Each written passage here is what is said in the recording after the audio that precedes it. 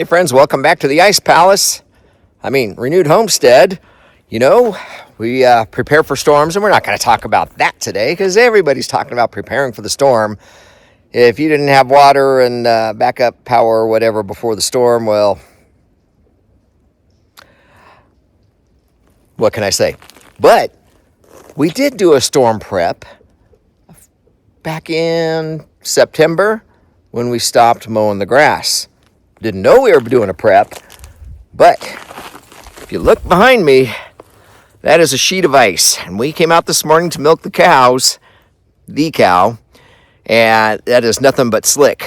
But if you look at the tall grass that we didn't mow intentionally, because it allows insects to overwinter and so forth, especially lightning bugs, yeah, if you're cutting your grass short, you're not going to have lightning bugs because that's where they burrow in for the winter. But anyway, that's beside the point. The grass, you can actually grip. Your feet will grip into the grass and you don't slip. And that's how we were able to get from down at the house up here and down to the barn and back.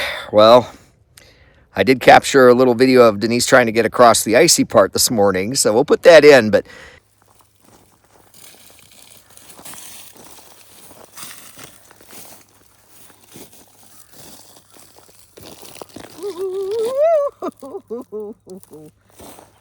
okay. One more reason to leave your grass long at the end of the season, right? Ice sucks. But we got our milk. Let's get in the house and get some coffee. Anyway, one more reason to leave some of the grasses long at the end of the season. Anyway, I hope you're staying safe and warm. We're doing our best to stay warm, and I can see some more coming over the mountain. I'll spin you around. Yeah, that's coming down at us. It's going to be a cold night. Take care, everybody. God bless. See ya. Make it so.